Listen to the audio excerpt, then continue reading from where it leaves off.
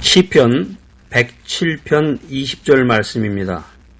오늘 하나님의 귀한 말씀 시편에서 찾아봤는데 시편 107편 20절 말씀, 저가 그 말씀을 보내어 저희를 고치사 위경에서 건지시는도다. 위경이라는 건 이제 위험, 이제 고난과 이제 환난 같은 것을 이제 포괄적으로 의미하는 말이죠.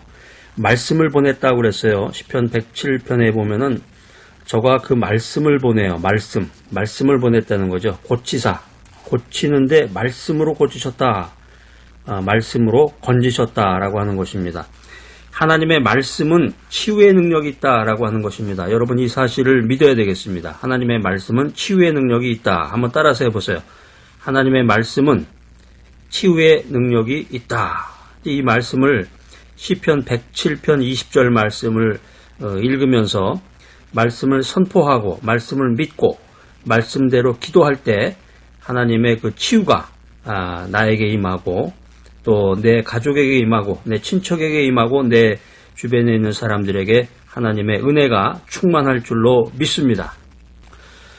하여튼 성경에 보면은 굉장히 능력 있는 말씀이 많아요. 성경 말씀, 하나님의 말씀이 참 능력이 있구나 하는 것을 느끼게 되는데, 하나님의 말씀은 살았고 운동력이 있어 인간의 모든 면을 꿰뚫어보고 인간의 영혼과 육체의 질병까지도 고치는 능력이 있다. 이게 히브리서 4장 12절에 있는 말씀인데, 여러분 꼭 찾으셔서 적으셔야 되겠지. 히브리서 4장 12절. 이거 금방 잊어버려요. 사람들은 숫자 개념을 금방 잊어버리게 됩니다. 히브리서 4장 12절. 12를 먼저 쓰시고 4를 쓰셔야 기억하기가 쉬워요. 히브리서 4장, 몇 절이라고 그랬지? 그러다 보면 잊어버리고 그냥 지나가게 되는데, 그러지 마시고 히브리서 4장 12절 말씀을 찾아서 언더라인을 쫙 긋고 자를 대고 긋거나 아니면 그 못 쓰게 된 크레딧 카드 같은 거 있잖아요. 그게 사이즈가 딱 맞아. 그걸 가로로 놓고 이렇게 쫙 반듯하게 거놔도 보기도 좋고 집중하기가 참 좋습니다. 이 세상에 모든 것이 변합니다. 그러나 하나님의 말씀은 영원하다. 이게 성경의 진리의 말씀인데, 세상의 모든 것이 변하지만 하나님의 말씀은 세세 무궁토록 변함이 없다. 여러분 그 인간, 우리 오늘 교제 나누는 사람, 내가 잘 아는 사람, 30년 사귀었던 사람인데 어느 날 갑자기 마음을 변심하거나 꼭 약속을 이루겠다고, 약속을 지키겠다고 했는데 그것을 그냥 헌신작처럼 버리고 마는 사람들, 그런 사람들이 우리 주변에 많습니다. 그렇기 때문에 10길 물속은 알아도 한 길 사람 속은 없다. 그 속담이 주는 의미가 참 큰데, 사람은 알 수가 없어요. 오래 사귄다고 그 사람을 아는 것도 아니고 짧은 순간 사귀었다고 해서 그 사람을 모르는 것도 아니에요. 그 사람의 모든 그 내면 속에 있는 것들이 그 말 한마디에 다 나오게 됩니다. 그래서 말을 조심해야 되고, 성경에도 보면은 말을 조심해라 그 말이 굉장히 많이 나오는데, 말 한마디를 조심해야 되고 말 한마디를 조심스럽게 해야 귀한 인생을 살아갈 수 있습니다. 특별히 여러분 약속 소중한 것이지만 하나님과의 약속, 이것은 목숨을 걸고 지켜야 되는 겁니다. 하나님 앞에서 약속한 것을 어겼다, 지키지 않는다, 그건 멸망하는 거예요. 죽음의 길로 향하는 거예요. 그걸 본인이 알든 모르든 온갖 몸에 질병이 생기고 정신적인 스트레스가 생기고 번잡한 일이 생기고 또 결국에 가서는 구원을 받지 못하고 멸망의 길로 가는 거죠. 세상의 모든 것이 변하지만 하나님의 말씀은 세세 무궁토록 변함이 없다. 할렐루야. 이 말씀이 소중하다는 것. 말씀은 하나님과 함께 계셨고 그 말씀이 예수님이다 라고 하는 것입니다. 요한복음 1장 1절로 14절에 있는 말씀 한번 읽어보세요. 말씀은 하나님과 함께 계셨고 그 말씀은 예수 그리스도다 라고 하는 것입니다. 예수 그리스도. 그래서 세상이 모두 하나님의 말씀으로 지음을 받았다. 이 사실을 우리가 믿어야 되는데, 하나님은 지금도 말씀으로 역사하신다는 거예요. 하나님은 지금도 말씀으로 역사하신다. 내가 하나님을 봤어.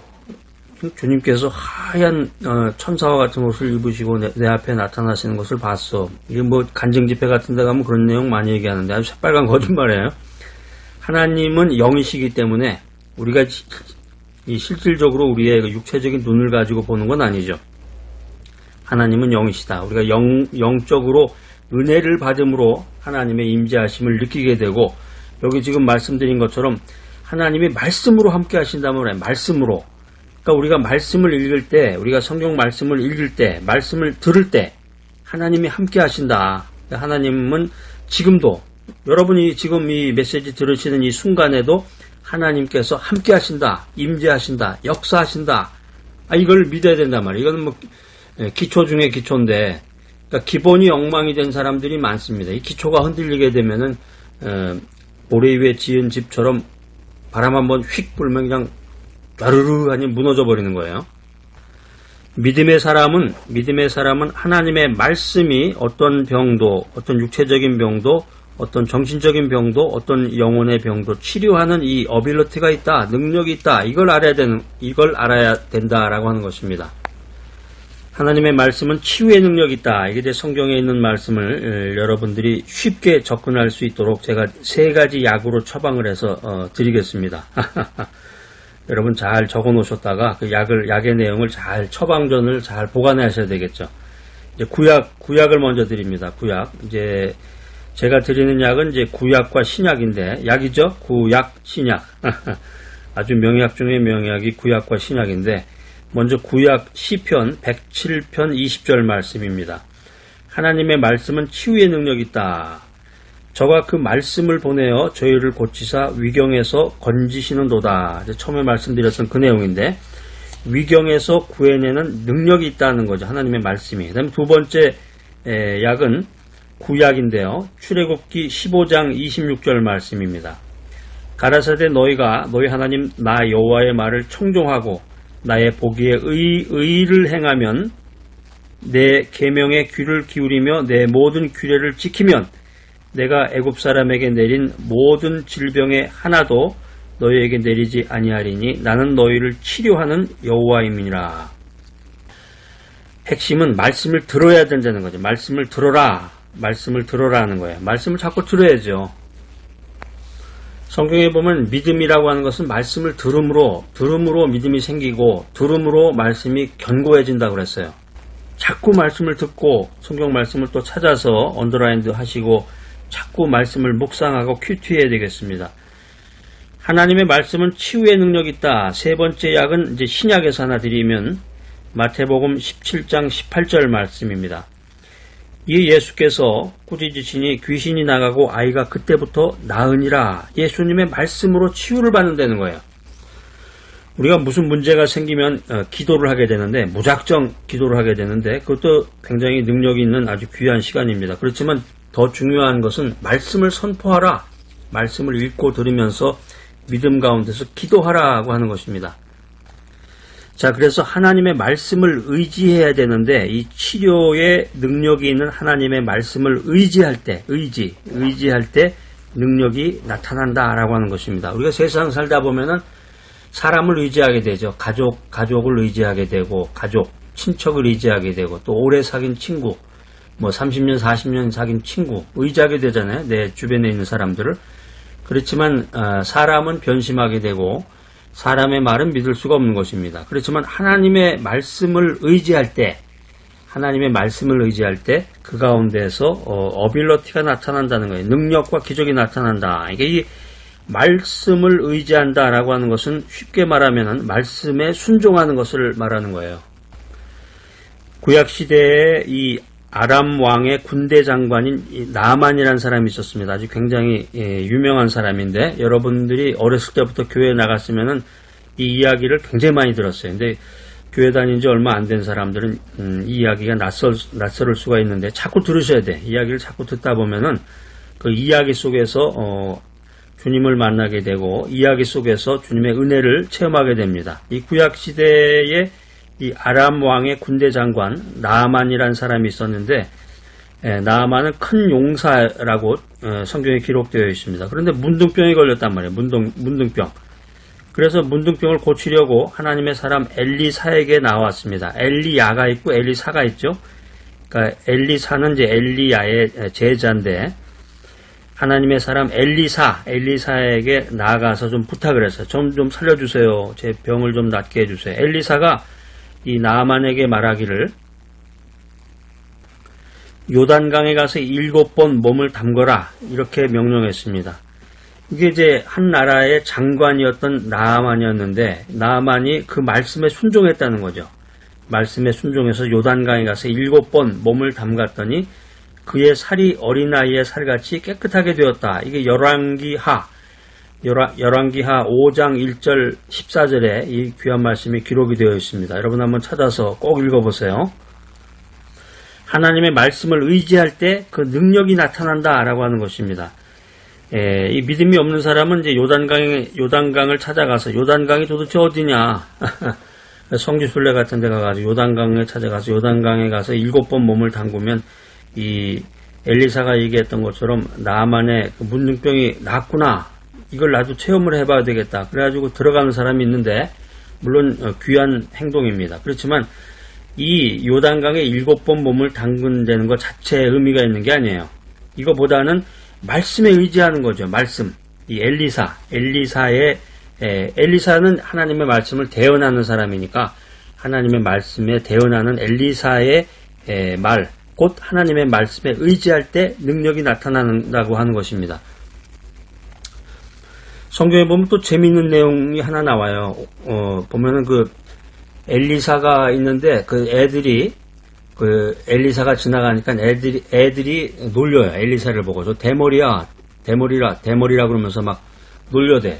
엘리사가 이제 대머리였는데 머리가 이제 많이 빠져서 그러니까 주변에 성경에 보면 그대로 나와 있어. 그대로 주변에서 곰이 나와가지고 그 애들을 다 찢어서 죽였다고 그랬어요. 그 말만 들어봤을 때 이게 좀 너무하네. 그 뭐 대머리라고 놀렸다고 그게 애를 죽이나. 그것도 곰이 나타나가지고 잔인하게. 그런데 오늘 이제 이 말씀하고 이걸 연결을 지어봐야 돼. 엘리사는 누구냐? 엘리사는 하나님의 말씀을 전하는 사람이란 말이에요. 하나님의 말씀을 전하는 사람, 경건하고 신실되게 주님의 말씀을 전하는 사람. 물론 이제 하나님의 말씀을 전하는 사람이라는 게 도덕적으로 완벽하고 신과 같은 그런 존재가 아니에요. 인간이기 때문에 약점도 있고 단점도 있고 여러 가지 그렇지만 그 사람이 주님의 말씀을 전하는 사람이라는 거죠. 근데 그 주님의 말씀을 전하는 사람을 조롱하고 그 사람에게 불순종하고 그 사람을 원망하고 비난할 때 하나님의 그 징계가 임한다는 거예요. 징계가 임한다.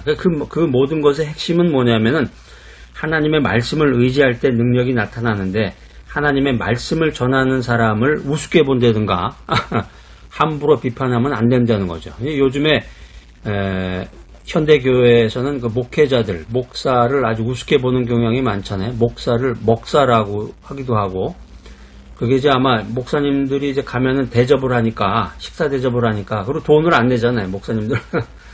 그러니까 이 사람은 먹기만 하고 돈도 안 내고 먹기만 하는 사람인가 보다. 이렇게 해서 이제 목사를 먹사라고 이제 부르면서 놀리기도 하고,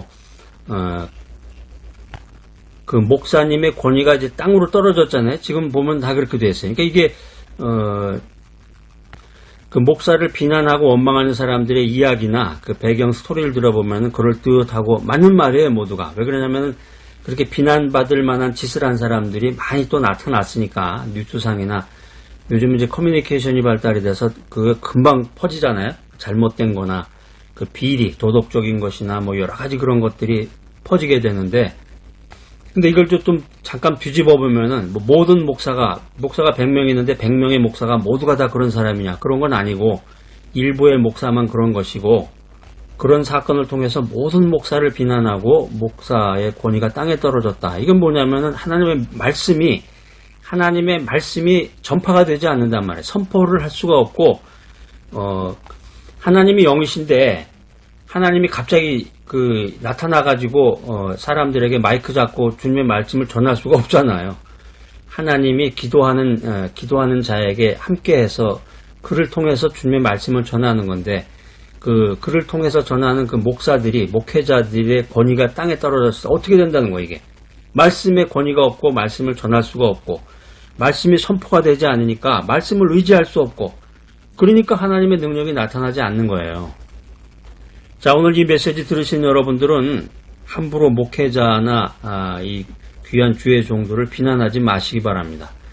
그리고 목회자를 비난할 정도가 되려면은 목회자가 목회자를 비난하든지 기름 부은 종도 아닌 사람이 그냥 자기가 거기에 대한 뉴스를 잠깐 들었다 그래서 막 욕하고 목회자를 욕하고 교회를 욕하고 이거 정말 아주 심각한 문제입니다.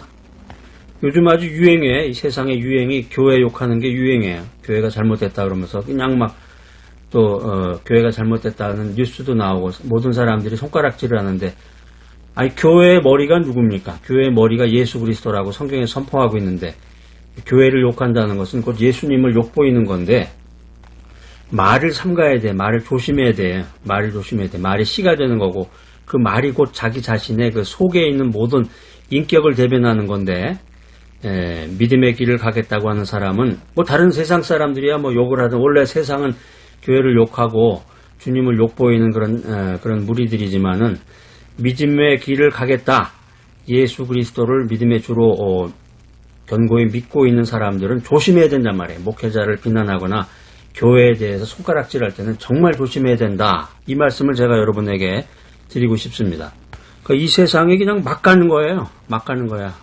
정말 엄청난 멸망의 길로 가는데 그것을 그냥 쉽게 결단하는 그 나방이 불을 보고 달려드는 것과 같은 거죠. 자, 요단강에 7번 몸을 씻어서 열왕기하 5장 1절 14절에 있는 말씀처럼 그 나아만의 문둥병 걸린 나아만이 그 어린아이의 살과 같이 깨끗하게 됐다. 그러니까 이렇게 이제 하나님의 말씀을 생명처럼 여겨야 된다는 거죠. 하나님의 말씀을 생명처럼 여겨야 되는데 제가 조금 전에 말씀드린 것처럼 목회자를 비난하고 교회에 손가락질한다. 이거 참 심각한 문제라는 것입니다. 하나님의 말씀을 생명처럼 여기고 자신을 쳐서 복종할 때 어떤 인간적인 육체적인 질병, 정신적인 질병, 영혼의 질병도 치유가 된다. 치유되는 놀라운 역사가 일어난다라고 하는 것입니다. 자, 오늘 이 메시지 들으신 여러분들, 여러분들 모두가 말씀에 순종하는 분들이 되시기를 바랍니다. 말씀에 순종하라. 자, 어떻게 말씀에 의지해야 되는지 또 처방을 3가지 구약과 신약에서 여러분들에게 처방전을 내려드리겠습니다. 먼저 구약의 말라기 4장 2절 말씀, 굉장히 말라기 4장 2절 말씀은 굉장히 중요한 말씀이에요. 여러분 자꾸 여러 번 읽으시고 암송하시는 분도 계실 거예요. 이미 암송하시는 분들은 자꾸 큐티를 하시고 이 말씀이 아직 낯설으신 분들은 자꾸 읽으셔야 돼요. 무조건 3번 읽어보세요. 큰 소리로 3번 읽고 또 기회가 되시면 이렇게 종이에다가 노트에다가 적기도 하고 어떤 말씀이든지 그냥 듣기만 한다. 그래가지고서는 이 믿음이 성장 발전을 못합니다. 절대적으로 성장 발전 못해요. 말씀을 찾아서 언더라인도 읽고 메모도 하고 노트에다가 말씀을 쓰기도 하고 자꾸 그러면서 간절한 마음으로 기도하고 눈물을 흘리며 기도할 때 몸이 치유가 되고 내 이웃에 있는 그 질병을 치유해 줄 수 있는 그런 기도의 사람이 될 수 있는 거예요. 구약 성경 구약 말라기 4장 2절 내 이름을 경외하는 너희에게는 의로운 해가 떠올라서 치료하는 광선을 바라리니 너희가 나가서 외양간에서 나온 송아지같이 뛰리라. 이 송아지들이 얼마나 천방지축이에요. 막 뛰어다니는데 그러니까 병들어서 축 늘어져 가지고 있던 사람이 주님의 은혜, 여기 이제 의로운 해라고 표현을 했는데 의로운 해가 떠올라서 치유의 광선을 바란단 말이에요. 주님께서 치유의 광선을 바라면 축 늘어졌던 사람, 그냥 침대에서만 생활하던 사람이 외양간에서 뛰쳐나온 송아지처럼 뛸 수 있는 그런 활력을 얻게 된다라고 하는 것이 오늘 구약의 메시지입니다. 그 다음에 구약에서 하나 더 말씀을 드리면 에레미야 33장 6절 조금 전에는 여호와의 이름을 경외하라 말라기 4장 2절 말씀이었는데 이번에 에레미야 33장 6절 말씀은 하나님을 경외해야 나음을 받는다. 자, 그러나 보라 내가 이 성을 치료하며 고쳐 낫게 하고 평강과 성실함의 풍성함을 그들에게 나타낼 것이며 하나님을 경외하라는 거죠. 하나님을 경외하라. 경외라는 것이 이제 두려운 마음을 가지고 거룩한 삶을 살아야 되는데 거룩이라고 하는 것이 구분된 삶을 사는 거예요. 믿음의 길을 가는 사람은 세상과는 다르게 세상은 목회자를 욕하고 교회에 손가락질하지만 나는 더 회개하며 내 자신의 죄를 회개하며 주님께 영광 돌릴 수 있도록 거룩한 삶, 하나님을 경외하는 인생을 살아야 되겠다라고 하는 것입니다. 세 번째, 신약입니다. 여러분들에게 처방해 드리는 약, 신약. 마태복음 8장 8절 말씀. 백부장이 대답하여 가로되 주여 내 집에 들어오심을 나는 감당치 못하겠사오니 다만 말씀으로만 하옵소서. 그러면 내 하인이 낫겠나이다. 말씀 한마디면 병이 나을 것을 믿으라 하는 거죠. 미국에서도 어디 몸이 아프거나 그러면 이제 미국에서는 911인데요. 한국은 119인데 미국은 이제 911, 911, 911에다 전화를 하면은 그냥 엄청난 소리를 내면서 소방차도 오고 뭐 앰뷸런스도 오고 한 5대 정도가 동시에 도착을 합니다. 큰 사건이면 이제 경찰차도 오게 되는데 요란 법적하게 그냥 전화 한 통에 이렇게 이제 몰려오게 되는데 마태복음 8장 8절에 보면은 말씀 한마디면 병이 나을 것을 믿으라 하는 것입니다. 자, 오늘 이 메시지 들으신 여러분들, 말씀을 통해서 치유함을 받으시되 하나님의 말씀은 치유의 능력이 있다. 이 사실을 믿으시고 그 말씀에 의지하는 귀하고 복된 여러분 모두가 되시기를 간절히